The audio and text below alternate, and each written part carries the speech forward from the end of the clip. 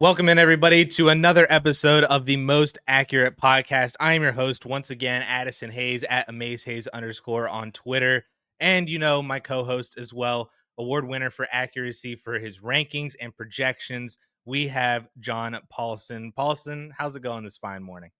I love your energy. It's 8 a.m. here on the West Coast. I will try to match your energy so I'm not bringing the show down. But we have a fun discussion today about sophomore breakouts and sophomore players in general. So it should be a good one. Yeah, I wanted to dive into more of the 2024 class because I feel like it's very there's a lot of excitement every year for fantasy football about year two players, especially whenever they produce well as rookies or maybe their situations have changed from poor situations as rookies to now they might have better odds at being more productive for fantasy football in year two.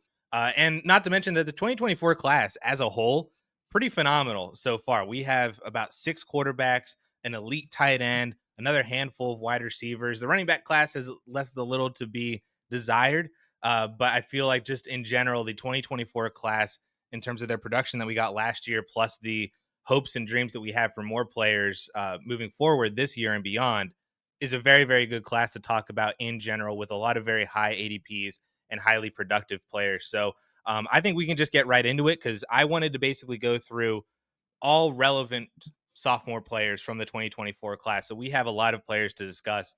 I don't have a warm up to talk about today like we did last week, but I do want people to know that we are going to be essentially, quote unquote, ranking these guys in terms of how confident we are in the breakout season happening this year. And the way that I felt like quantifying that today was doing it as what I called the breakout meter in terms of in relation to their ADP. So I'm going to present the player, give them their ADP in terms of where they're at their position, where they're at overall in terms of round and draft pick, and then relative to that ADP, we have each rated these players on a scale of 1 to 10 on how much we believe that the breakout season could happen this year. 1 being an absolute bust compared to that ADP.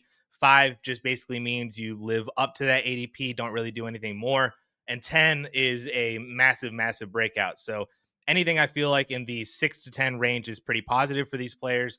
1 through 4 is pretty negative, and 5 is just like, yeah, I like these guys where they're going right now. Nothing else to say there. So let's dive into it, and we'll talk about the quarterback position. And Paulson, I think I'm going to toss it back to you because you said that you had some very interesting stats for quarterbacks and how they perform in year two in relation to year one. So why don't you tee us up for that?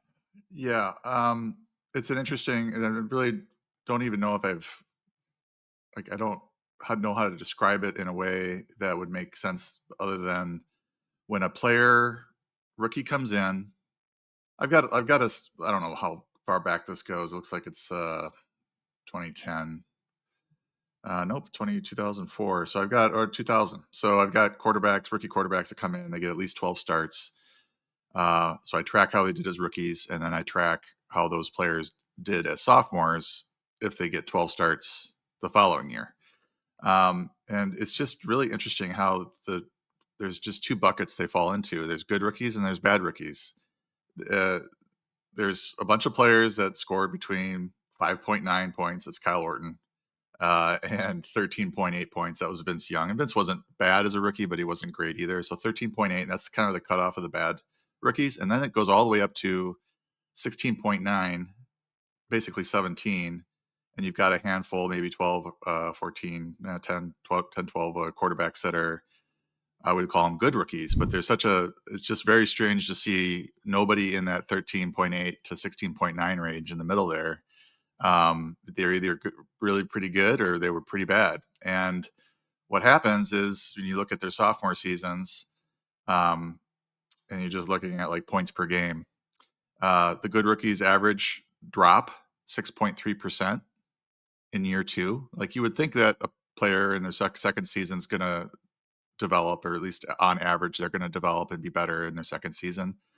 But I think what happens is when there's a good rookie, they had a lot of success as a rookie. Now defenses have a whole off season to game plan for them. And some of those warts start to show in their second season. And 6.3% drop off in points per game isn't massive or anything, and it doesn't mean that every player is going to follow that track. Like Kyler Murray, his points per game jumped 36%. But on average, I mean, we had some bad ones too. Stroud minus 28%, Baker Mayfield minus 16%, Robert Griffin the third 22% drops. So there's some really disappointing sophomore seasons for some guys that really produced as rookies. So that's something to note when we're looking at a Jaden Daniels or Bo Nix, because those guys definitely performed well. And then looking at the bad rookies, their points per game jumped by 23%. Now that doesn't necessarily mean that's going to make them fantasy relevant, because there's some pretty bad rookie seasons like Bryce Young, but he went up 38% in his second season. Byron Leftwich up 24%. Mitch Trubisky jumped 61%. So there's some big jumps there from some players that had some bad seasons as rookies. And that one is almost pretty universal that they do better. The only one that didn't is Kenny Pickett, that I can see here as I'm looking at it, minus 19% in his second season. So um, Mhm. maybe Geno Smith as well, I guess. Yeah, Geno went down a couple 10%. So most of them, if they have a bad rookie season, they get another chance to start 12 plus games. They tend to do significantly better, about 23%. So I have all the stats basically tracked. So if you have any questions about that, let me know. But the bottom line is that fantasy wise, exercise a little bit of caution with sophomore quarterbacks. I mean, they might still produce at their ADP or better than what they did in the previous year.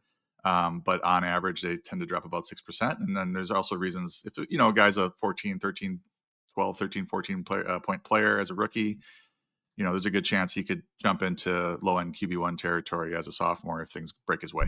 So those are very, very interesting stats, and I think that leads nicely into the first player that we're going to talk about today. One of the highlights of the 2024 class in Jaden Daniels, whose ADP is up at QB3, around the fourth round at the 4.03 in kind of consensus ADP. And that's very interesting that he has a QB3 ADP, considering the fact that he is or was the QB5 in 2024. So his ADP has gone up a little bit. We are still very in on Jaden Daniels and that offense, especially with the additions of Debo Samuel. You have Zach Ertz, who re-signed with the team as well. Maybe a year two Ben Sinnott rise. Still have Terry McLaurin. He's holding out. We'll see how that ultimately shakes out for his wide receiver one, who broke out last year. But Jaden Daniels, I mean, had a massive year last year. 3,500 passing yards, 25 touchdowns, 9 interceptions, almost 900 yards rushing and 6 touchdowns on the ground. From week 8 on, whenever Washington finally let him loose and let him throw, he was on pace for 4,000 yards, 36 touchdowns, and over 900 yards and 4 touchdowns on the ground. That's from week 8 on over the second half of the year. So very confident in Jaden Daniels. And I know that one of the biggest knocks that I see on him is that we just saw it with CJ Stroud. I think Caleb just dropped his quarterback rankings video earlier this week. And one of the comments on it was, should we really be ranking these rookies and Jaden Daniels specifically so high when we literally just saw the massive sophomore slump from CJ Stroud? I have my personal opinions on it.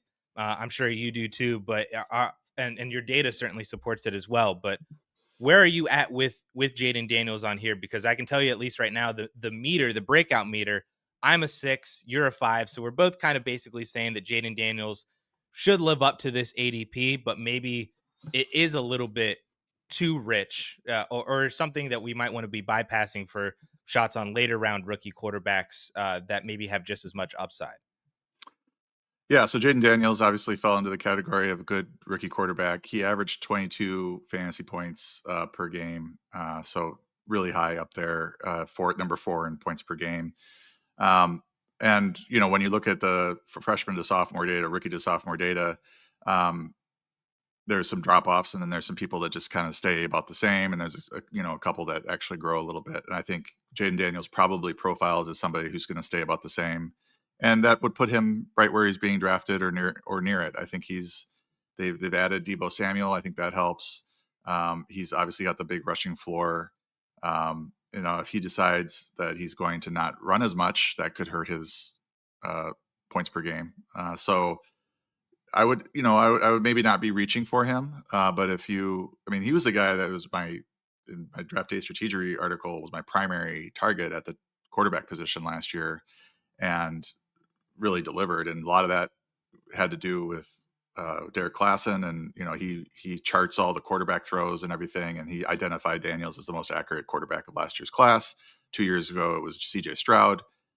So he's got a couple hits now, and it's nice to have that sort of data to back it up. Because there's always perception of accuracy coming out of college, and then there's another person maybe going through and charting. And I like what Matt Harmon did over at has been doing over at Reception Perception.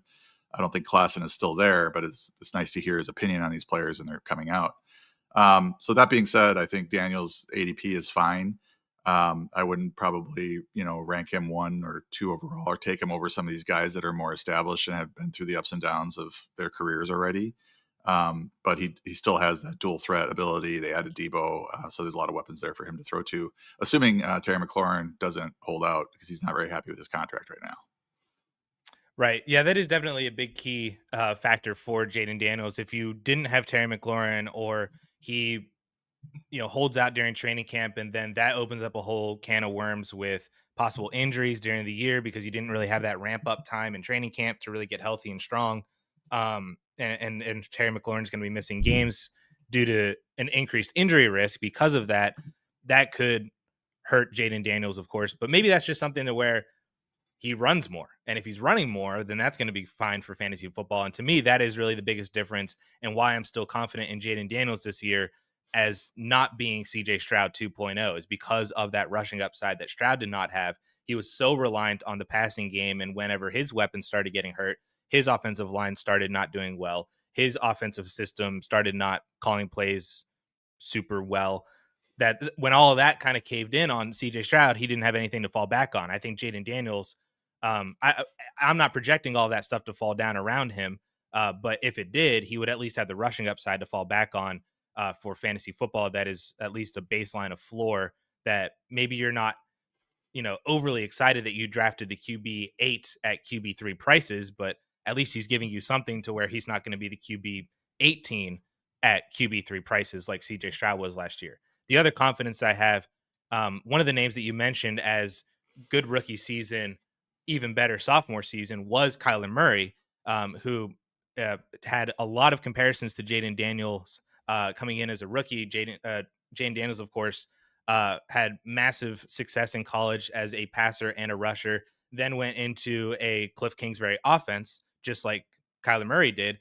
Year 2, Kyler Murray, and a year 2, Cliff Kingsbury offense had an even better sophomore season. I think he was the QB 2 overall. And like you said, increased by like 30 something percent in points per game. So I think there's that also that upside where Jaden Daniels just goes nuclear again in year 2 with the addition of Debo Samuel, with the full Terry McLaurin, with Zach Ertz, Ben Sinnott, and his rushing upside as well. So I'm in on him as a QB 3, but I just never find myself drafting those quarterbacks that early. Is I think really what it comes down to. So if you draft Jaden Daniels, I think you'll be happy about it, but it might not be the most optimal draft pick. So we can move on to Bo Nix, the other rookie quarterback that really succeeded last year, and another name that you identified from this class that maybe there's some causes for concern for a possible regression this year. Bo Nix, the QB 10 in ADP, going at the 901, so in the 8th or 9th round, was the QB 7 last year. Almost 3,800 passing yards, 29 passing touchdowns, another 404 on the ground. From week 5 on, though, after he got that first September, that first month under his belt, from week 5 on was on pace for 4,100 yards, 36 touchdowns, 10 interceptions, and then 400 rushing yards and a couple touchdowns on the ground. So was even better from a passing standpoint, way more efficient in passing touchdowns. In terms of the breakout meter, you and I are in lockstep here. We both have him at a 6, which for reference, we had Jaden Daniels. I had him at a 6. You had him at a 5. So we both have Bo Nix at a 6. So that means that we think that he's probably going to live up to this ADP. You're going to be positively probably happy with him at QB 10 as a more later round shot, especially if you were to fade any of the top quarterbacks like Jaden Daniels or anything like that. So a good option, but maybe not the sophomore breakout season that a lot of people might be hoping for. So John, do you have any read on Bo Nix here? Yeah, he came in, when I did my initial set of projections, he came in ahead of ADP, and I've still got him there. I think I've got him at 8. or yeah, I got him at QB8. He's going QB10. So that's why I'm a little bit bullish on his numbers. And then the reason of that is what you mentioned. It's his he was a QB5 from week 5 on. So if he can just maintain that, he's going to probably exceed his ADP or at least meet it. And that's why I'm fairly bullish on him as a draft pick in the ninth round. I think he's one of the you're getting not I wouldn't say towards the end of the QB1 rankings there, but you're ninth round. You're starting to take some shots on some guys that could probably finish top 5 if things go really well. And he did show that he has that sort of scoring in him for a very long stretch. And I think Sean Payton's a good offensive mind. They added a couple of receiving weapons in R.J. Harvey and Pat Bryant in the draft. Maybe Mims takes a step forward as well, and Evan Ingram was added at tight end as well. So he's got they really shored up the receivers around him, or at least have some shots at shoring up the receivers around him. And he obviously has that rushing ability that we look for, to raise their fantasy floor on any given week. My my fear with Bo Nix this year is on top of the fact that, like you said, like we generally see sophomores not do as well because now defenses have a full 17 games.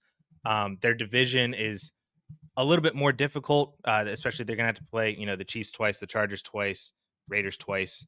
Um, and I think with the addition of RJ Harvey and JK Dobbins, I think that shows that Sean Payton wants to run the ball more, or at least try to be more efficient at running the ball. I did notice last year that they had, of course, they had 30 passing touchdowns. Bo Nix threw 29 of them, but they had 30 passing touchdowns as a team, 12 rushing touchdowns as a team, 4 of which were Bo Nix's rushing touchdowns. So 30 passing touchdowns to 8 non-Bo Nix rushing touchdowns, I feel like is a very big disparity to where if, things start to even out a little bit more and maybe we're talking about 3 or 4 of those passing touchdowns get converted over to rushing touchdowns for Dobbins or for Harvey, that's going to lower the ceiling, I think, a little bit for Bo Nix, especially if they're taking volume away from him. And like I said, touchdowns, yardage, of course, from just a lower volume too. That is my fear for Bo Nix, is that they want to run the ball more. Their defense is obviously still very good and elite. That maybe they don't need to pass and score as many points, and they can just kind of win games, not from Bo Nix being a game manager, but from him just being a good quarterback. And a good quarterback is good for fantasy football, but I don't know if that translates to an elite level ceiling. That being said, I still think that he's a very good bet. That if there's, once you get down into this range, there's not a lot of quarterbacks I think who can ultimately be a top 3 or top 5 guy. I think Bo Nix has that in his range of outcomes, but I don't know if that happens in 2025 necessarily. Yeah, I would agree with that. I mean, I think you have your really this quarterback position is pretty top heavy with some elite guys, and then there's a maybe 10, 15 guys that could all finish as QB1s. So you're kind of taking a dart throw and trying to find somebody that's going to do that for you. Speaking of a dart throw or a quarterback that could finish as a QB1, we'll see. He's definitely got the situation around him to do so. Caleb Williams comes in then as the third sophomore quarterback in overall ADP. He's the quarterback 12 at the end of the ninth round, so not very far behind Bo Nix. 2024 obviously was a massive up and down season of really bad games, some pretty good games. 3,500 passing yards, 20 touchdowns, only 6 interceptions, so that was good. He at least took care of the ball, or he was getting sacked. It was one or the other. But 489 rushing yards, didn't score any rushing touchdowns, QB 16 overall. I will note that from week 11 on, that was the game's sample of games when Shane Waldron was fired. So they didn't have that bad Shane Waldron offense. It was still not a good offense, but from week 11 on, he was at least on pace for 3,700 yards, 23 touchdowns, still over 500 rushing yards. So he did produce better in a non-Shane Waldron offense. Now, of course, gets Ben Johnson, gets Luther Burden coming in as a second-round pick. Colston Loveland comes in as the 10th overall pick. They've massively improved their offensive line with, I think, 3 additions at both guard positions and the center, with like future Hall of Famers and Pro Bowlers at all those positions. There's no excuse really for Caleb Williams this year to maybe not have like the Caleb Williams season, but to at least show us a big time jump in improvement from year one to year two. In terms of the breakout meter, I have him as a 7, so it seems like I might be in a little bit more on Caleb Williams than you. You have him at a 6, but I still think that that represents that you are happy to take a shot on Caleb Williams at his average draft position. Yeah, I've got him at QB 11. I'm actually, as a Packer fan, this is the first year in quite some time that I'm actually worried about the Bears being pretty good. I think this coaching change means everything for Caleb Williams and the Bears offense. Ben Johnson does have genius tendency or traits about him, just based on what we've seen over in Detroit for the last few years. So I am definitely worried as a Packer fan, but fantasy wise, it's exciting for Caleb Williams and for Bears fans in general. Um, Interestingly, I talked about the two buckets that the rookie quarterbacks tend to fall into, and I just went through and looked at Caleb Williams and Drake May, or I looked at this year's or last year's rookie class, and Caleb Williams and Drake May were the first two that landed in the middle of those two buckets. So Caleb Williams is at 15.2 fantasy points per game. I think Drake May was at 14.8. So those guys are now in that, creating their own little middle tier there. See how they do. I think Caleb Williams definitely takes a jump this year based on what's going on around him. And I think number one overall pick, showed some good stuff. I mean, sometimes the season just kind of goes off the rails. Guys get trigger happy. They get a little fast, quick feet, and don't throw the ball as well as they are capable of. And I think he probably shows in year two that he's why they drafted him number one overall. Yeah, that's what lends me to have him as a 7 in my breakout meter is that, and maybe that's the dynasty player in me. I'm still very excited for, a player that was as good as he was as a prospect coming out of college. And now at least has the greatly improved situation around him. I mean, we were talking about last year that it's like, hey, this might be the best situation that a first round or like a first overall drafted quarterback has ever gone into. Obviously, that was certainly not the case because we underestimated how bad Shane Waldron could be in a different offense or a different team, and was really really bad. But now this certainly has to be the situation for Caleb Williams, right? Especially with Ben Johnson, with the offensive line. There were so many times last year where you just watch Chicago and you'd watch Caleb Williams and either the pressure would get to him too quickly because that O line was so bad, or Caleb would feel pressure that wasn't there because he had basically PTSD from the pressure getting to him not too, not too much earlier in the same drive, and that led to bad plays, overthrows, interceptions, all that kind of stuff. So I think with an upgraded O line, with a head coach and an offensive play caller that knows what he's doing, and weapons around him that can get open in space or make contested catches, and then do more with that after the catch, I think it lends itself to Caleb Williams having a possible top 5 season. I'm actually more inclined to take Caleb Williams at his ADP than I am Bo Nix because I think Caleb Williams could have that even bigger season with basically matching Bo Nix on the ground, rushing wise, but then having a bigger passing season due to all the weapons and the situation and the offense around him. So that's why I'm a little bit more in on Caleb Williams breaking out. Now, you did mention the next player that we're going to talk about, Drake May, QB 14 in ADP at the end of the 10th round, so about a round later than Caleb Williams. 2024, obviously, he didn't start right away. It was the Jacoby Brissett show at the beginning of the year. 2,300 yards, 15 touchdowns, 400 rushing yards, and 2 touchdowns on the ground in only 11 games played. Was a QB 22 overall. That is a 17 game pace, though, from just the games that he started for 3,500 yards, 23 touchdowns, over 600 rushing yards, and 3 rushing touchdowns. So really not all that different than what Caleb Williams was doing last year for Drake May if you paced out the games that he was playing as a starter. This is where we might get into an interesting conversation here because the breakout meter, I have him at an 8. I am fully drinking the Kool-Aid for Drake May as the possible like Konami code late round quarterback this year in an improved situation for him as well. So I have him as an 8 on the breakout meter, the highest quarterback rating that I will give anybody today. You have him at a 4 though. So you almost feel like he's going to slightly disappoint at this ADP or maybe just live up to it to where he's not an every week starter, but he's just a guy that you're going to be able to stream here and there. But if you draft him at QB 14 prices, you are not expecting him to be a guy that you're relying on every single week throughout the entire year. So why don't you discuss some of your hesitancies around Drake May? Yeah, I mean, he's my QB 17, so QB 14 feels a little aggressive. You're looking at taking him over somebody like Justin Herbert, Dak Prescott, Jared Goff, Brock Purdy, Jordan Love, Caleb Williams. If you're going to draft him that high, some of those guys are going to have to go after him. And that, these guys are a little more proven. I think the weapons for those guys are pretty much top to bottom better than what he's got. Stephon Diggs is great if he's fully back. He obviously had a very funny offseason, or at least interesting offseason with the Continues to have boat. a funny offseason. Yeah, the boat video and having some weird powder, and we're still Cardi not B. exactly sure what that was. He has been out at practice. He's not running full routes yet. He's not a full go, but apparently he's doing well from his his recovery. They added, if he's back to at least what he was last year, that would be great for Drake May.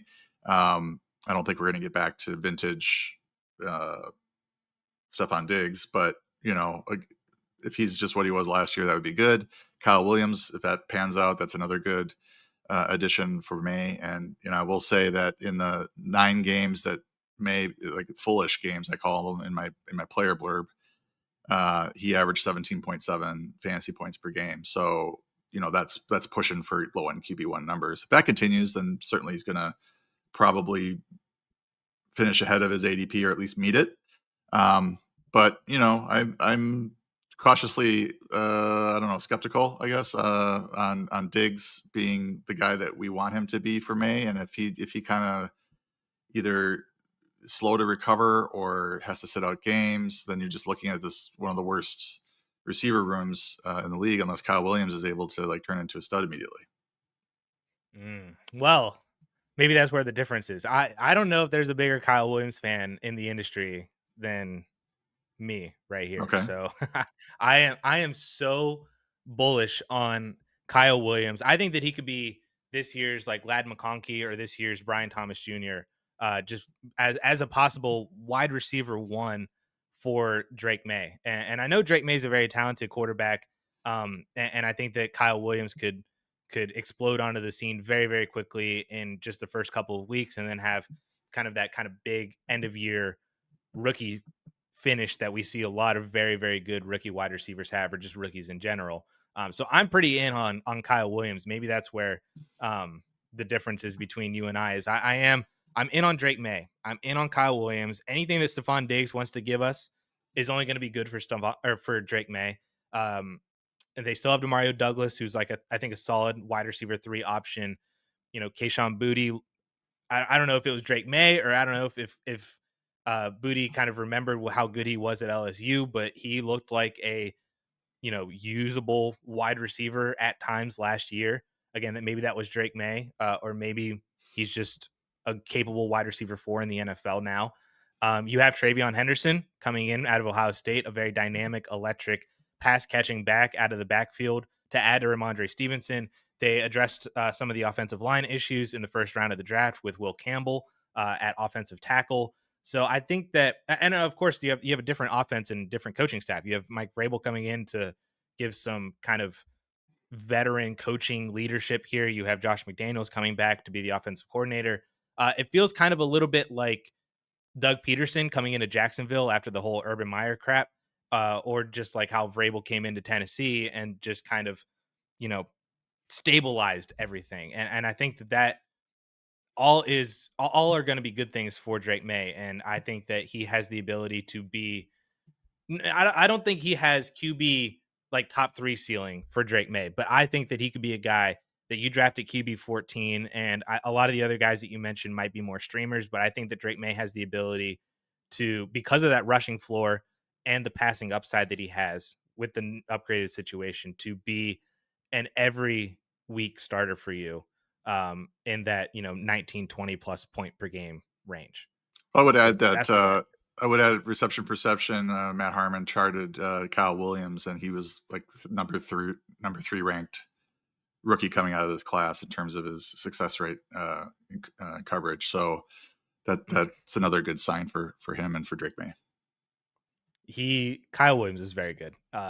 If you follow on the 4for4 YouTube channel throughout the remainder of draft season, that will not be the last time you hear the name Kyle Williams. Well, that's good because the Patriots have not had good luck with drafting receivers in the last several years. So, Nope, nope. He will change that. Don't all worry, right. he will change it.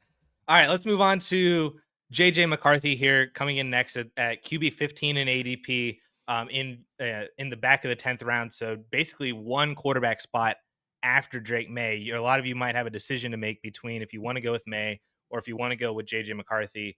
McCarthy, obviously, of course, did not play at all last year, but he was a top 10 draft pick out of Michigan to the Minnesota Vikings in the 2024 draft. And I think a lot of people are just ready to kind of copy and paste Sam Darnold's season from last year onto JJ McCarthy this year. Darnold, of course, was a QB9 overall, 4,300 yards, 35 touchdowns, 200 yards, and one rushing touchdown on the ground. And I understand why people are kind of just willing to make that one for one replacement, because I think JJ McCarthy is better than Sam Darnold. And obviously, the stability and the weapons and the offense that they have in Minnesota with Justin Jefferson, Jordan Addison, TJ Hawkinson year 2 off the ACL. You have Aaron Jones. You have, the Kevin O'Connell brilliant mind of an offensive game planner. I understand and see why people have high hopes for JJ McCarthy in effectively his rookie season as the full time starter for the Minnesota Vikings. I do have him as a 6 on my breakout meter, so I think that he's going to be okay. I don't think I'm expecting Sam Darnold level numbers as a top 10 quarterback. You certainly are not. You have him also at a 4. So you have him actually a little bit below his ADP, just like you did with Drake May. So why don't you speak on the hesitancies that you have around McCarthy?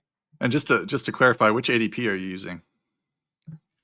That's a good question. I think I was using multi-site ADP on 4for4, but I narrowed it down to Yahoo and ESPN and Okay. CBS. Okay. So So it was kind of a consensus of the three.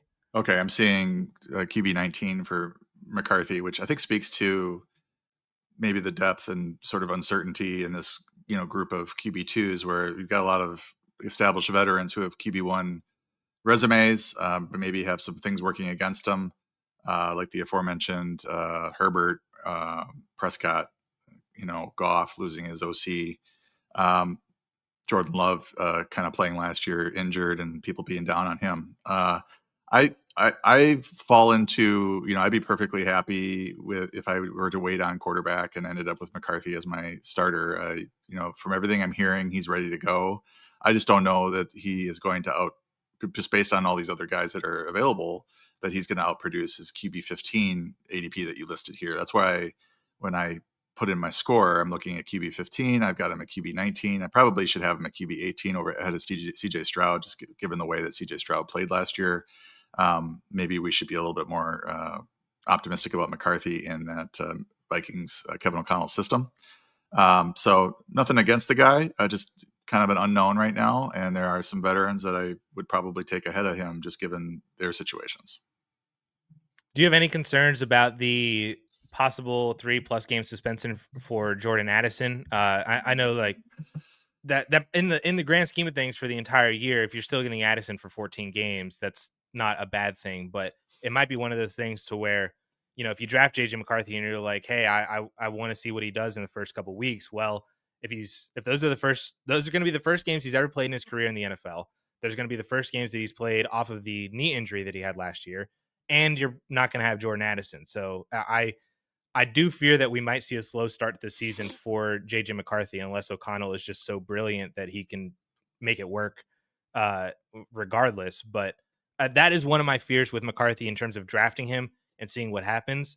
I feel like I might be able to scoop him up off of waivers in October, and maybe I can start streaming him as well. I don't even know what the Viking schedule looks like to start the year, but that could be another interesting conversation. Yeah, I don't think I would adjust for Addison being out for 3 games. So they've got Jalen Naylor, who's decent. And they've got obviously have Justin Jefferson. That would be the name. If he were to miss 3 games, then I would be like, okay, we need to slower roll with McCarthy. Sure. TJ Hawkinson also now a full year removed from his injury and should be a little bit better than he was last year. So I think they can, put band-aids over the Addison absence for the first 3 games, and I don't think it'll affect McCarthy a whole lot. In Chicago, at home against Atlanta, at home against Cincy are the first 3 games. So those are the 3 games that Addison might miss. That sucks that he's going to miss a matchup against the Bengals defense. That would be fun. But doesn't seem like a tough enough schedule to, like you said, if he's still going to have Justin Jefferson, he's going to have Hawkinson, he's going to have Aaron Jones out of the backfield, um, and then other wide receiver 2 options they have, like you said, Jalen Naylor coming in. Um, they can make it work. They could definitely make it work, I think. But I still think I have a little bit of hesitation with his initial start to the year, given the fact that those are his first games and coming straight off of the knee injury. Like we saw Kirk Cousins at the beginning of the year last year. He did not look like Kirk Cousins, and different injuries, but injury nonetheless. Last quarterback to talk about is Michael Penix, QB 21. I have him at the back end of the 12th round. He only played 3 games last year. In those 3 games, finished as a QB 30, QB 25, QB 7. That was in week 18, so nobody really cared about that. But his pace in those 3 games would have been 4,200 yards, 17 touchdowns, 17 interceptions, 62 rushing yards. Dude is an absolute statue behind the line of scrimmage, but at least he was dealing a lot of passing yardage to Drake London specifically. Um, Breakout meter, I got him at a 4. It's the lowest rating I gave to a quarterback. You got him at a 3. It's the lowest rating you gave to a quarterback. So we are not really in on Michael Penix this year. I mean, he could be okay. What we just don't know a whole lot about him, other than the fact that he targets Drake London heavily. He's probably not good for Kyle Pitts. Um, Final 3 starts, average of 246 yards passing and 1 touchdown. As you mentioned, I mean, he was the QB 18 in that span, so that's not bad. As you mentioned, he doesn't run, so that hurts his fantasy value and his fantasy upside, also his fantasy floor. So he's just going to have to be, as a pocket quarterback, very efficient in order to sort of get into this QB2 conversation on a weekly basis. So that's sort of where I'm at on him. I've got him at QB 26, and just I'd rather have Geno Smith, Tua, Matthew Stafford, Sam Darnold instead of him. So that's sort of where I'm at with Penix. I pretty much agree. I'd rather just have other pocket passers that I've already seen the upside from, and also in very similar situations. Like Tua got Tyreek and Jalen Waddle. Stafford's got Puka and Adams. Like it's not like the weapons are the only things that is separating Penix from these other guys. These guys they've done it year after year, and they have just as good of a weapon. So I'm not. I need to see more of it from Michael Penix, definitely. So I agree with you on that. Let's move on to the running back position. Not really much to talk about, but we do have Bucky Irving, the day 3 breakout from last year, finished as the RB14 overall with 1,100 yards, 11 touchdowns, and then 400 yards receiving. From week 12 on, that's the sample size that everybody always wants to go to. 1,500 rushing yards, 10 touchdowns, another 500 receiving yards on 320 touches. And I did also notice that only 1 game over that stretch, he played over 60% of snaps. So he was still basically a part-time 50-50 player with Rashad White or Sean Tucker. ADP's got him at RB9 at the back end of the second round. I have seen him slip into the third. I am more invested in him in the third round for sure. But in the back end of the second is where his ADP seems to land. I got him at a 5 on the breakout meter. You have him at a 6. So I think this is the first example of where you have been a little bit higher on somebody than I have. So why don't you touch on that? Yeah, for me, he's ahead of ADP at RB8. And you mentioned the span of week 12 on. I looked at, for me, it was week 6. That's when he started seeing more touches when I looked at his game log. And then from that point on, he was the fantasy RB8. So, and that's where I've got him ranked. So I just think he needs to continue what he did last year. And there are some indicators, some green flags, if you will, with Todd Bowles saying that he, quote unquote, expects greatness from Bucky Irving, and that, quote, Irving's opportunities are likely to increase substantially. So any fears that Rashad White is going to continue to get double-digit carries probably aren't too worrisome for me that that's going to happen. And then I think Irving's touches go up a little bit, and he has a chance for a top 5 season. I won't disagree with that. I think I'm a little bit more hesitant. I don't think he can go much higher than RB9. That's where my rating of 5, I think he lives up to the ADP. Perfectly fine with him as a late second or definitely an early third round pick if you're getting him. If you start with Bijan, then somebody else, then Bucky, I think that's like a phenomenal start. Or Chase somebody else, Bucky. I love it. I just don't know if I see the upside of him going any higher than that to really have like a breakout season specifically. I am a little bit concerned. He's not the biggest dude. We saw him break down last year. He missed one game entirely after I think the biggest touch game of his career last year. And so we've seen a little bit of an injury breakdown. I don't know if he's necessarily built for a large workload. So I am worried that if he is getting a big workload, like 20 plus touches week in and week out, that is something that he might start to break down as the season goes along. And if they do that, they might shift in and throw a little bit more Rashad White on the field.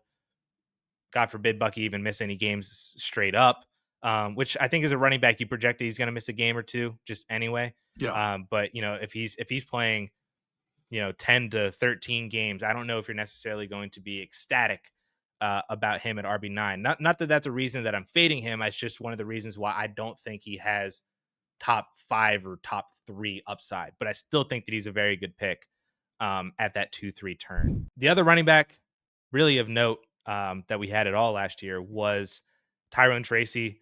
He's RB34 in ADP at the end of the 9th round, possibly even into the 10th round. 2024, he was kind of up and down. He was the RB26 overall. But from week 5 on, he was on pace for over 1,000 yards, 7 touchdowns, 300 receiving yards on 280 touches. The Giants did draft Cam Scadaboo at the beginning of the 4th round this year, which is technically higher draft capital than Tyron Tracy got. Tracy was a 5th rounder 2 years ago. Scadaboo was a 4th rounder this year. So there is that argument. And Scadaboo, of course, is a much bigger back. He's a ground and pound kind of guy, but also a very good receiving back too, especially for his size. You don't necessarily think that he could be, but I had him as like a James Conner kind of type coming out of college. And I think that if there's going to be a workhorse running back in this backfield, if that's what they want, the chances are more on the Scadaboo side than Tyrone Tracy. So I've got him as a breakout meter at a 3. You also have him at a 3. So it seems like we are just not drafting Tyrone Tracy. Yeah, I've got Scottaboo ranked slightly ahead of Tracy, even though Tracy comes into the season as the presumptive starter. Just when I started researching Scottaboo and just kind of comparing him to what Tracy did as a rookie, Tracy kind of fell off at the end of the season, 3.5 yards per carry once Daniel Jones was out from week 12 to week 18. He was ninth in amongst 47 qualified backs in yards before contact per attempt, but he didn't break tackles or really generate yards after contact. And then you look at Scadaboo and it's like, well, they're already talking about him as the third down back because he's a good receiver and he's good in pass protection. I think Tracy's pretty bad in pass protection. So if you've already kind of handing him the third down back and then you're now looking at him as a runner, he was second only to Ashton Genty in PFF's rushing grade in this year's running back class. He's the first player since Christian McCaffrey in 2015 to post at least 1,500 rushing yards and 500 receiving yards in a single season. So I think he might be a better runner as well than Tracy. So, I just don't think Tracy is literally lined up in a good situation here to build on what he did as a rookie unless something happens to Scadaboo. I think Scadaboo is more positioned, given his skill set and versatility, to be the lead back for the Giants. I could not agree more. That was perfectly said. So the only other running backs that were of note are all these like handcuffy kind of guys. You got Ray Davis, Trey Benson, Isaac Guerrero, Braylon Allen, and Jalen Wright are kind of like the top guys. Isaac Guerrero, of course, gets a bump up just because he is the presumed RB2 behind Christian McCaffrey and his injury issues. So I think he could be a fine pick, especially if you're the CMC guy, maybe in the double-digit rounds. But is there anybody on this list that you are excited about drafting or even want to draft? Yeah, If I looked you're at this looking list of names. I was like, wasn't there another player? Yeah, Jonathan Brooks. We've lost him to to the injury RIP. right now. So hopefully he can get his career back on track. But I think Grando's a good call. I think when you're looking at these players, you're looking for guys who have flash talent in the NFL, if possible, not just college, playing behind an injury-prone running back or somebody that's perhaps aging. And I think both Garendo falls into that category, and Trey Benson falls in that category. I like James Conner. We both do, but he is getting older, and they're already talking about a RB1A, RB1B situation. Jonathan Gannon was quoted saying that we'll have two RB1s if Trey Benson makes the leap that he should make. And he, his numbers weren't eye popping, but he averaged 4.6 yards per carry. His tackle breaking numbers were pretty good. So I think if anything were to happen to Connor, and Connor does have a tendency to miss some games, Benson can certainly step in there and post low end RB1 numbers and do basically what Connor's been doing. So those are the two guys. There are also some rumblings that Braylon Allen is going to take over the David Montgomery role in this offense. They're trying to pattern after the Lions offense over in the New York Jets. I don't know that he's up to the task or as good of a runner as David Montgomery based on his metrics as a rookie, but maybe that works out for him. He could be a 10, 12 touch guy if they are able to get going. I mean, for them to really replicate the Lions, they're going to have to be a lot more efficient, a lot better on offense to create all these touches for Brees Hall and for Braylon Allen. So you're kind of looking at poor man's David Montgomery or very poor man's David Montgomery if you're looking at Braylon Allen expecting that out of him. Ray Davis is interesting, but Ty Johnson basically outran him last year on an efficiency standpoint, and is also a versatile back. So like if James Cook were to hold out or get injured, I don't know that they're going to hand the keys to Ray Davis either. So that's sort of where I'm at with that group. And too bad that Jonathan Brooks isn't up for discussion right now. Yeah, I love Jonathan Brooks from my RB1 last year, and it's the dual ACL injuries is rough. You didn't mention Jalen Wright. I will throw out at least a little Jalen Wright propaganda that I think that he has a shot to be um, kind of like a Tyjae Spears or like a Jalen Warren kind of player this year as the change of pace back off of Devon Achane. We have seen Achane deal with some injury issues in 2023 and in college. And, depending on how that Dolphins offense operates, especially without Jonnu Smith now. And I don't think Darren Waller is going to just replace all those Jonnu touches coming off of the year of retirement. So there could be a little bit more rotation in the running back room to keep Devon Achane fresh. And I think the go-to guy for that is Jalen Wright, at least to start. They did draft Ollie Gordon as well. But I would not be shocked if Jalen Wright ends up being a little bit more of a thorn in the side of Achane slash valuable in his own right in that Dolphins offense. You didn't want to Worth a mention stab, I you'd think. want to mention Alexander Madison. No, not particularly. Yeah, I could he's just good enough. He's not good enough to be the guy, but he's just good enough to siphon 5 to 8 touches off of people. So that's another guy that Jalen Wright has to worry about. annoying. Jalen Wright should be so much better. He's like 220 pounds, runs a sub 4.4. He should be the go-to guy. Anyway, let's move on to the wide receiver position. We got a lot of names to talk through here, and not so much time. At the top, of course, Malik Neighbors, in a really strong 2024 class, has kind of become the poster child of this group as a whole. Wide receiver 5 in ADP, and the eighth spot overall at the 1.08. I have seen him fall to more of the early second, but I think that that's just a testament to how many good players that we have in the back end of this first round, that he could be as early as the 107, 108, or as late as like the 203, depending on how your draft specifically values these guys. Wide receiver 7 overall last year, and that's while missing 2 games, 109 receptions, 1,200 yards, 7 touchdowns, 170 targets. Absolutely insane. I have him as on a breakout meter of 9. You've got him at an 8. So we're both very, very bullish on Malik Neighbors, even at this wide receiver 5 ADP. So what are you looking at here with Neighbors and how he could even outproduce this wide receiver 5 Yeah, choice? not a whole lot of concern about him and his quarterback situation anymore. I mean, there's enough guys there, Russell Wilson, Jameis Winston, Jackson Dart, that we could probably guarantee better quarterback play than what he was seeing last year. So that's good. I mean, Russell Wilson's is past his prime, but he's still competent. And that's going to be, a big jump for, for Neighbors in terms of what he was seeing last year. Should still see a ton of targets. So Yeah, I think I have him at wide receiver 3, so that's why I gave him an 8. I think he probably could will at least meet it, probably could outproduce it, and could have a wide receiver 1 overall season if they really do get if he takes any sort of leap and they do get good quarterback play out of that group. I think one thing to talk about when it's like, oh, he's the wide receiver 5 in ADP. How can you even project him to like beat that out? Because you're talking about him beating out like Jefferson or Chase or Lamb or anybody like that. I don't think it's so much that he's going to just straight up outproduce those guys, but you see every year, and I mean, last year we really only saw it with Jamar Chase, but we've seen it with years past where there's like a bucket of dudes at the top of the wide receiver position that just all greatly outproduce everybody else. Like they're like at 23, 22, 21 points per game, then the next guy's like 17 or 18 points per game. Like they were just that much better in fantasy football than everybody else. And I think Neighbors, while he may not outproduce Jefferson, Chase, or Lamb, can enter that upper echelon of being just that much more valuable than the wide receiver 5 or the wide receiver 6 or the wide receiver 7 that makes him worth this, mid to late first round ADP. And if you get him in the second round, man, I I think he's going to be just so freaking awesome. It doesn't matter. He already showed that he's quarterback proof, and now his quarterback got better. No matter which one of the three get thrown into there, like you said, he's going to be so freaking good.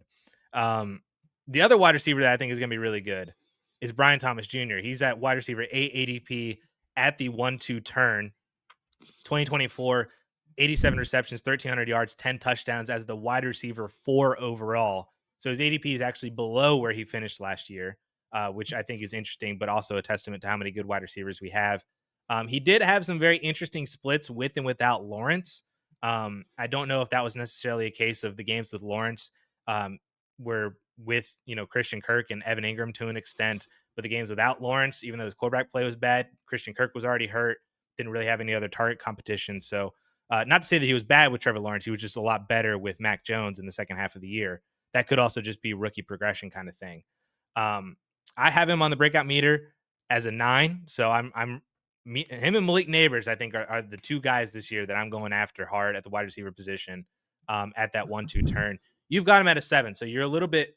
I want to say you're a little cooler on him, but you are not as excited, I think, as maybe I am. So is it Travis Hunter? Is it that? Is it Trevor Lawrence? Is it Liam Cohen's addition? What's going on here? Well, Jason? I've got him right at ADP, wide receiver 9, wide receiver 8, depending on your scoring format.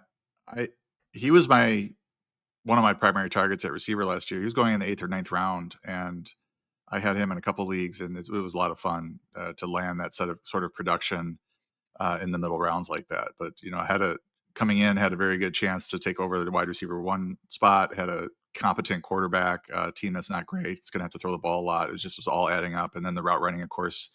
Matt Harmon loved him as well. So it was just everything was sort of adding up to a good rookie season for Thomas.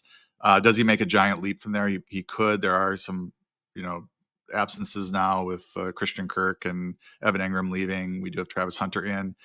Slightly worried that Travis Hunter is basically practicing at receiver right now. There's a little bit of defense being sprinkled in. It doesn't look like they're going to primarily use him as a cornerback. He might be more of a spot player on defense and a full-time player on offense. And that's not what I was originally projecting. I was sort of projecting him for 60, 70% of the snaps on offense and, about the same on defense. So we'll see how that all shakes out. If Hunter becomes more of a 90%, 80, 90% guy, he's really a good route runner as well. So that could throw a little bit of a wrench into Thomas, building on what he did last year, which would be tough because that's wide receiver 4 numbers. He was wide receiver 10 on a per game basis. So that's sort of what I think if you just kind of give everybody 16 games or give everybody 15 games and assume health across the board, that's the level of production that he proved last year. Could build on that, but might also take a step back if his targets drop at all because of Hunter's presence. I'm not as worried about Travis Hunter. I think that he offensively he'll make the offense better, which I think is only a good thing for Brian Thomas Jr. It's kind of like, are you worried about T. Higgins for Jamar Chase because Higgins is really, really good wide receiver? Well, And the I answer, worry about everything. I'm a worrier, so whenever I'm looking at guys, I'm like, okay, am I getting too high on a guy? And what are the downsides? And there are a couple red flags with Thomas, but not many. Yeah, I think so. I mean, we saw last year in this Liam Cohen offense, Godwin was phenomenal and Mike Evans was just as good. So we've seen them do. We've seen two wide receivers succeed on multiple teams every single year, and we've seen that specifically last year with the Buccaneers in this Liam Cohen offense, and we've seen BTJ, have a top 10 season already. So I think just to do that and then even to build on it, I think is not only possible but probable in 2025. So I'm really high on Brian Thomas Jr. Lat McConkey comes in next, wide receiver 11 in this mid to late second round of ADP. He was also really phenomenal last year, 82 receptions, over 1,100 yards, 7 touchdowns as the wide receiver 12 overall. Does have an interesting second half of the season pace from week 8 on. 99 receptions, 1,500 yards, and 8 to 9 touchdowns on 124 targets. He did score 5 times in those 10 games over that last second half pace. So he scored 5 times, but he only in 3 actual games. So twice in week 8, once in week 15, twice in week 17. So he was getting it done with PPR volume, but then when he scored a touchdown, especially in those 2 games where he scored twice, you were extremely happy. They add Trey Harris in the second round this year. Mike Williams does return to the team.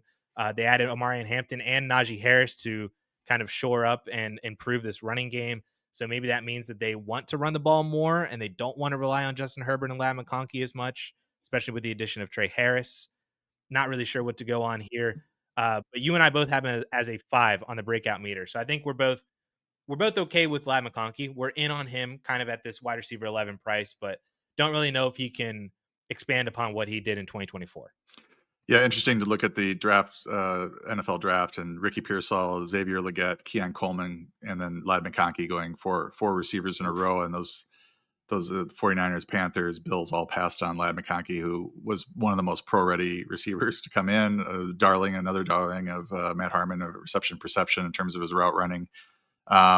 He was wide receiver 13 overall, wide receiver 20 on a per game basis, stayed healthy. He finished fourth amongst 88 qualified receivers in yards per route run, 13th in contested catch rate, which is pretty impressive for his stature. He's not a huge guy or anything like that. He was 26th in yards after contact per reception, which is pretty solid. Yeah, I think maybe wide receiver 11, which is the ADP. I think you have my ranking as well. Might be a tad bit aggressive with his per game wide receiver 20 last year, but another year in the league, some growth. Obviously, going to lead this team in targets in all likelihood. Got a good quarterback. Probably don't want to be as run heavy as they were last year. I would agree with that as well, and that could mean a step forward for everybody. I think Glad McConkey is a good pick. I just don't know if it necessarily has like a ceiling. I know I've seen some people be like, oh, well, he could have like an Amon Ra type ceiling, and I think he could do that. I don't know if 2025 is the year for that though. But I think he's a very, very good pick. If you don't want to, you know, draft a dud or a bust very early on, and then you want to take your shots on some upside guys later on, Lad McConkey, I think is a really good pick in the second round. Marvin Harrison Jr., speaking of somebody that could have a high ceiling, wide receiver 17 in ADP in the middle of the third. So basically a whole round after Lad McConkey. 2024, you want to talk about an up and down season, man, that was Marvin Harrison Jr. 116 targets, 62 receptions, 885 yards, and 8 touchdowns, was the wide receiver 29 overall. I saw a tweet. I don't remember who it was or what the numbers were specifically, but it basically highlighted that Marvin Harrison Jr. splits when he scored a touchdown versus when he didn't were like drastic. And that's always going to be the case because obviously you get 6 more fantasy points for scoring a touchdown than when you don't. So everybody's fantasy points splits are going to look a lot better when they do score a touchdown versus when they don't. But these were like bad. Like his good games were when he scored a touchdown. Like he would have like 5 for 80 and a touchdown. And his bad games when he didn't score were like 2 catches for 14 yards. Like they were bad, very, very bad. So I got him as a 7 on the breakout meter, which even that I still looking back on that, I think that's a little too high. You have him as a 5. Um, so I think he's somewhere in there. A 5 or a 6, I think, is probably more accurate for Marvin Harrison Jr. You don't seem like you're projecting the year 2 leap, but it does seem like it could be an improvement from last year. Yeah, I mean, leap is relative speaking. I mean, he was 32nd in total points at his position. He was 43rd on a per game basis. Um, so immediately I go and look at Harmon's route running charting to see like what did he think of the route running, and a lot of it wasn't necessarily Harry because he was really highly regarded coming out of college as a route runner, and Harmon thought he had a good rookie season. This basically didn't work back to the quarterback, and there was some schematic things where there was more the coach's fault or the quarterback's fault, that he wasn't making the amount of catches that he probably we were expecting of him as a rookie, because he really came in with expectations were sky high, including for myself. I mean, his dad was amazing, and he was really good at Ohio State, and thought that he would hit the ground running with a good quarterback, Kyler Murray. It just didn't work out. Now, we are looking at a guy who was a wide receiver 4 on a per game basis, and he is at wide receiver 17 ADP, and that's just a little too aggressive for me. I think I'd rather have a Jackson Smith and Jigba or a Rashee Rice, um, Garrett Wilson, Mike Evans over him. Just given the production that we've seen in the NFL, and sort of the I mean, I guess you can't really say that about Smith and Jigba since he's getting a new quarterback, but and Garrett Wilson as well. But we've seen them produce high end wide receiver 2, low end wide receiver 1 numbers. We haven't seen that yet from Harrison, and you'd like to hear that his rapport with Murray is rocking and rolling in camp, and then you can start getting excited again. I think right now I would take him. If he were to slip past his ADP, you're starting to get him at some value, then yes, but I'm not going to reach for him given what we saw last year.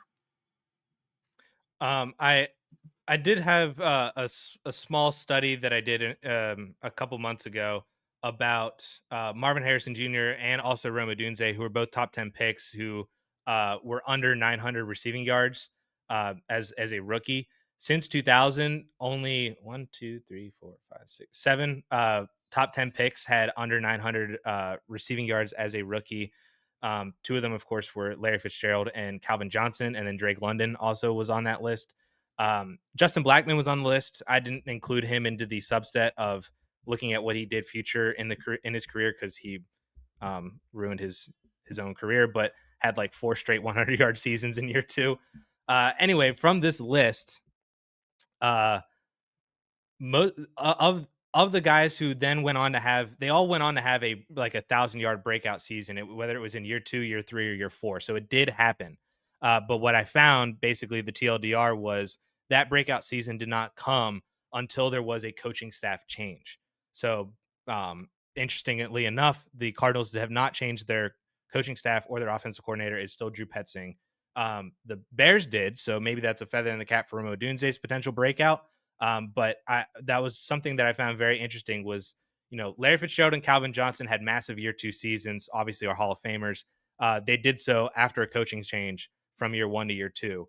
The other receivers, it was the same story. So whether the coaching change happened in year 2 or year 3, then that subsequent year, it seemed like that was the breakout. So that's one thing that I am hesitant on with Marvin Harrison Jr.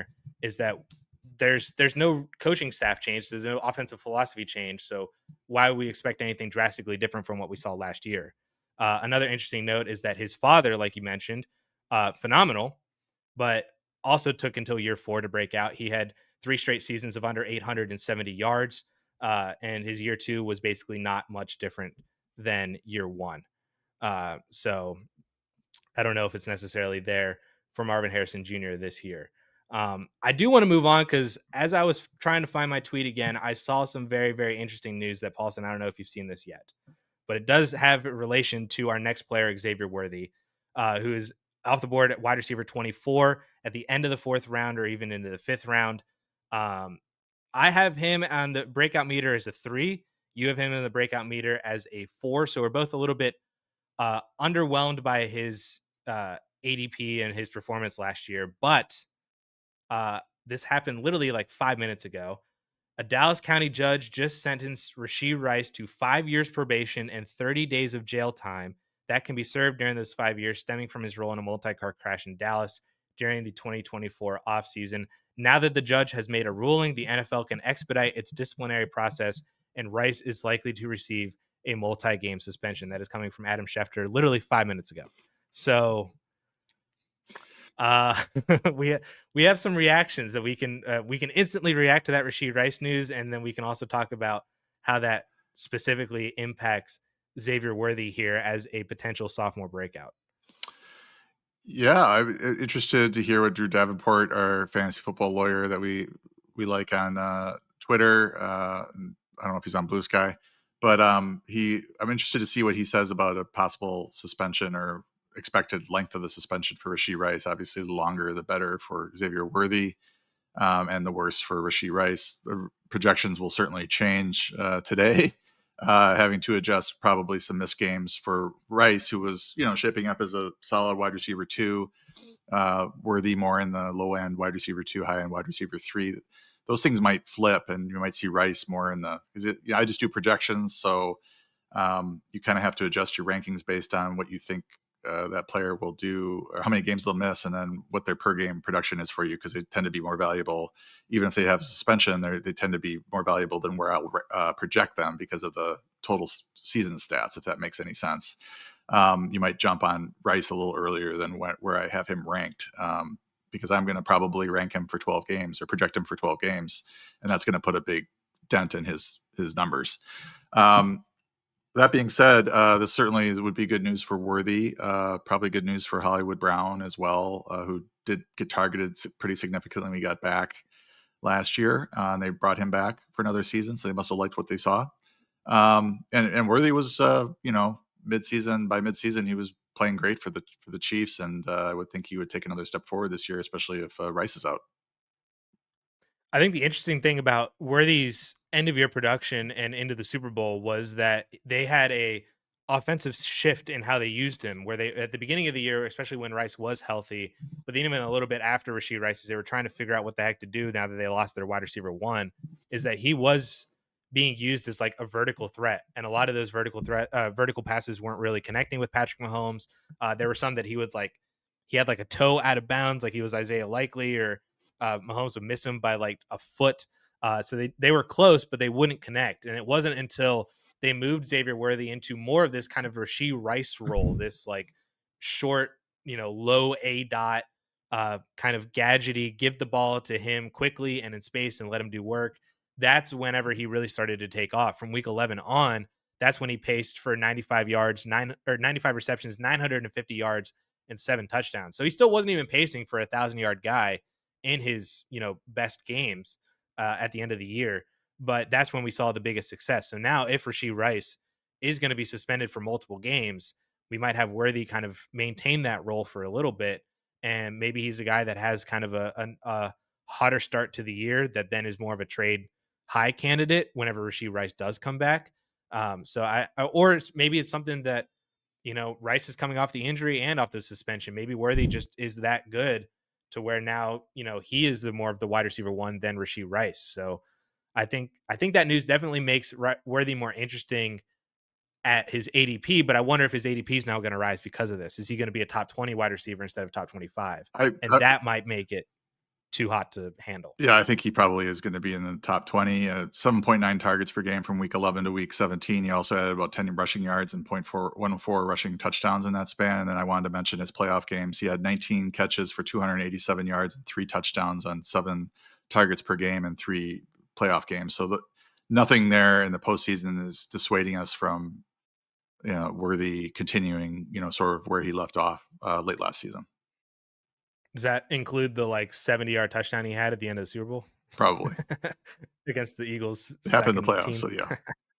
Hey, I won a lot of money on that throw because that got Mahomes over. I think that was uh there's a point total then for the game too. That throw won me some money, so I'm not upset. All right, moving on to the rest of the wide receivers. I didn't want to talk about Odunze or Ricky Pearsall all that much because we talked about them more in depth in last week's show. So definitely go and check that out. The TLDR on that is you seem a little bit higher on Rome Odunze than general consensus. Not to say that he's going to have a breakout year, but that he might just be a little bit better than where people are kind of placing him right now. You were the opposite on Ricky Pearsall, though. But that was before the news of Juwan Jennings' contract holdout. But I think you're on par with Ricky Pearsall with where he's at. Maybe not necessarily a breakout. And same with Odunze, you like him a little bit more than consensus, but still not to say that he's going to break out. Is that a fair? I would yeah, I mean, I would say I'm more bullish on Odunze having, like, a 1,000-yard season and maybe pushing DJ Moore. Um, Pearsall could I mean, there's a lot of opportunity in the 49er offense as well, so Pearsall could certainly usurp, Jennings and, turn into a wide receiver 2 type season fantasy-wise. So, I think if you're gonna bet on Marvin Harrison or you wanna bet on Marvin Harrison, I would just draft, Odunze because I think his situation he's a lot cheaper, and his situation is just as good. And the aforementioned coaching staff change may play into him having a really really nice season. The other wide receivers, just to kind of put a wrap on the position, Keon Coleman, Xavier Legette, Jalen McMillan. You could bring up maybe Jalen Coker as the other interesting sophomore from the Carolina Panthers. But those are the kind of other interesting names. Do you care at all about any of these guys? I care in that I have to project them, and I have to rank them every week. I'm not targeting any of these guys. Leggett, is now pushed down the depth chart. Coleman didn't have that great of a rookie season. McMillan is now dealing with another really talented rookie who plays in the slot. So um, yeah, these guys are ranked as wide receiver 5, 6 types. I think for me, so maybe low end wide receiver 4, some of them, but I think there's nothing screaming breakout here with these three. So then finally we get to the tight end position and we get to end on a very, very high note because we get to talk about Brock Bowers, who is the ADP tight end one. My ADP, which I believe, like I said, was a culmination of ESPN, Yahoo, and CBS, put him at the 207. That felt low. I feel like I've seen him more at the 1-2 turn. But if you're getting him in the mid second, congratulations, because I think Brock Bowers could be in for a phenomenal season, even after what he already did as a rookie. 112 receptions, 1,200 yards, 5 touchdowns as the tight end one overall from week 5 on. He paced for 169 targets, 120 receptions, 1,300 yards, and 7 touchdowns. He was sixth among all players in total targets last year with 153, which was the same number as Justin Jefferson. It was more than Amon-Ra St. Brown. And of course, we have the additions of new quarterback Geno Smith being traded from the Seattle Seahawks and a new coaching staff under Pete Carroll and Chip Kelly, with no real additions to the wide receiver room outside of your personal feelings on Jack Besh and or Deontay Thornton as rookies. I have him as a breakout meter of a 9. I am all aboard the Brock Bowers train. I think that he is.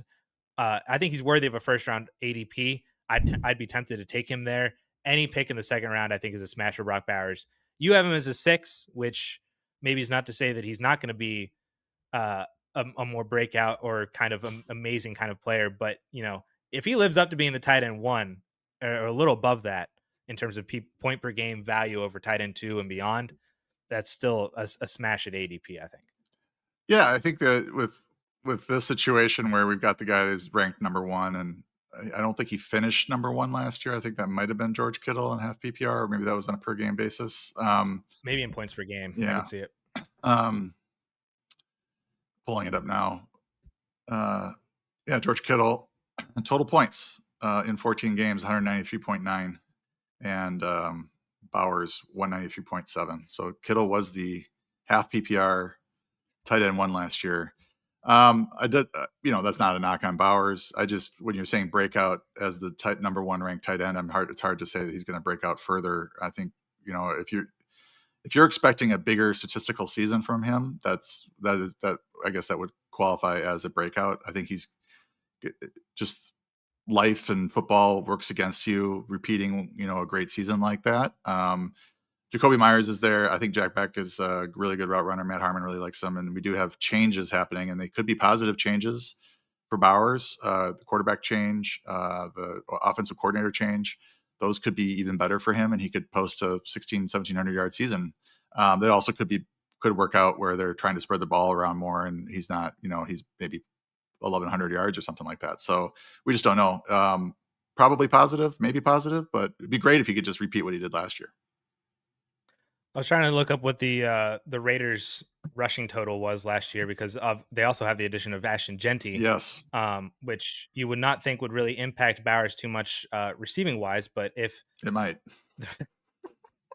the Alexander Madison was the Raiders' leading rusher with 420 yards last year, so they only had 1,300 rushing yards as a team, 10 rushing touchdowns. Genty might just do that himself. Yes, he probably will do that So himself. Yeah, stays healthy. yeah, it's not to say that Genty won't necessarily hurt Bowers, but if there's more volume going towards the running back and just rushing volume in general, that might be less volume for Brock Bowers. But we already saw Bowers succeed on only 5 touchdowns. If that number were to improve, even at a drop in receiving volume or yardage totals, if his touchdowns go up because the offense is better, Yeah. that could counteract or even lead towards a bigger season statistically for fantasy than what he already had as a tight end one. The only other options that I saw as a tight end from last year were Theo Johnson, Ben Sinnott, and Jatavion Sanders. None of these guys are really being drafted in your normal 14, 15 round redraft leagues, but they are interesting names in the best ball streets when you're going 17, 18 plus rounds. I drafted Theo Johnson and Scott Fishbowl, I think in like the 19th round. That might be my Penn State fandom, but I also like him a lot. What are your readings on these three guys if you care at all about any of them? Well, it's funny that you mentioned the Scott Fishbowl because he went. I was mad that he got sniped at 15-12 in the Scott Fishbowl. I actually really think like he's one of my dart throw breakout tight ends this year. Theo Johnson. Theo Johnson. He is super super athletic, and I've lost my list here, but he's from weeks 8 to 13 on the last year. He averaged 7.3 half PPR points per game. In that stretch, he was a tight end 16. So already showing, tight end 2 type fantasy numbers as a rookie when he's getting his chance. 4.57 speed, 93rd percentile, 98th percentile speed score, 96th percentile burst score, 78th percentile agility score, and 98th percentile catch radius per player profiler. Um, you know, we have a better quarterback situation. So if he's getting open, I think we have guys that can deliver the ball and get it to him. And there just really isn't. I mean, there's Wan'Dale Robinson, Darius Slayton after Malik Neighbors, but Theo Johnson does have a chance to carve out like a nice 50 catch, 550 yard, 6-7 touchdown roll if the Giants offense can improve at all. So I like the Theo Johnson breakout, and given where he's going in these bigger leagues, I think he's a really nice player to have on the bench. I would bring up Jatavion Sanders' name. I know Ben Sinnott is obviously behind Zach Ertz, and we have the whole Trey McBride thing. We have the Zach Ertz thing. If those trends continue and Zach Ertz gets hurt this year, Ben Sinnott could be very, very good. But I think you're waiting for that injury. JT Sanders, not a guy that I would draft outright in a regular redraft league, but an interesting name to know for in season because he is the Carolina Panthers presumed tight end 1A, 1B with it's him and Tommy Tremble. I Yeah. think Jatavion Sanders is way better than Tommy Tremble. Uh, and he just needs a little bit more work. He was starting to show out well last year before he had that really gross like neck injury when he flipped and landed on his head. That kind of stopped the train there, but he was doing well before that. In this Panthers offense, when they're desperately looking for weapons for Bryce Young, you have Ted McMillan, you have then the what ifs of Leggett and Adam Thielen and Jalen Coker, and the answer might just be Jatavion Sanders as a high snap guy as the starting tight end. He might not, again, he's not a guy that I'm going into the season with on my roster, but he's a name that I think you should know in season to be ready to pick up off of waivers if we start to see more of what we saw in the middle of last year. Yeah, the things changed from last year, but last year, whenever Tommy Tremble was healthy, he was playing ahead of Jatavion Sanders. Even after Sanders had like his little mini breakout in the middle, Tremble came back, I believe, and played ahead of him. And so that's the only concern that I have. I would be much more willing to bet on a breakout or a 500-600 yard season from Sanders if we hear in camp that he's getting the first team reps at tight end. That means that he's won the starting job and they're looking at him. But if you still run behind Trumbull, then I just don't know if the snaps are going to be there, especially early in the season for the breakout. But as you mentioned, that might change mid-season if something happens to Trumbull or if Sanders just is out producing him or whatever's going on. So that is the rundown of basically the entire 2024 rookie class. I apologize for how long this ended up going, but I hope that it was very informative for you guys as much as it was for me. Even sitting here listening to everything that Paulson has to dish out on this class. A lot of breakout names, a lot of potential, and we'll see how it ultimately shakes out at the end of 2025. So we appreciate everybody for tuning in, listening, or watching on YouTube or on your podcast feed.